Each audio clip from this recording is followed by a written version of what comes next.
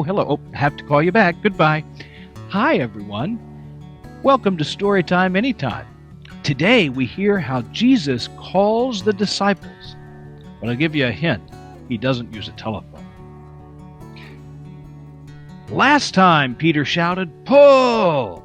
Andrew, James, and John pulled in their fishing nets. Empty again. The men slumped in the boat. They fished all night, but caught no fish. Sounds like they were using nets. What would you use to catch fish? Maybe you'd use a fishing rod and the right kind of bait. Maybe nets. There are some big boats that use huge nets to fish. Well, these disciples slowly rowed back to the shore. They felt disappointed and tired and hungry. Jesus walked up to them and got into the boat. People had gathered on the beach to hear Jesus teach. As they floated out into the water, Jesus said, "Peter, try your nets one more time."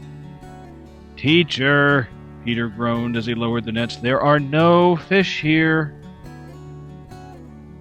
But then Peter felt a tug, and another, and another, and the fishermen struggled then to pull all the nets back into the boat because flopping fish filled the boat and filled the nets.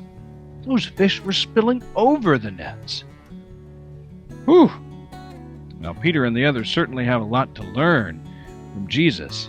He's even great at fishing.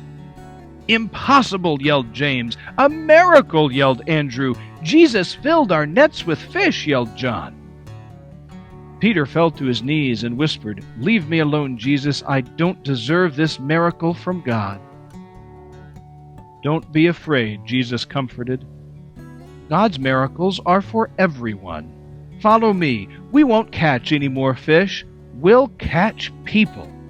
Peter dropped the nets, still wiggling with fish. The fishermen left their boats and followed Jesus. Jesus caught others on the way: Matthew, Philip, Bartholomew, Thomas, James, Thaddeus, Simon, Judas. 12 men heard Jesus and followed him as disciples. Mary Magdalene, Joanna, Susanna, many women followed Jesus too. Well, if those fishermen just left those nets right there in the boats, maybe it's a good thing they went to go fish for people. Sounds like they might not have been the best fishermen anyway. Well, I hope that you follow Jesus when God calls. Listen for it. It might happen just when you least expect it, when you're tired and hungry and disappointed. God might show you a miracle too. That's all for now.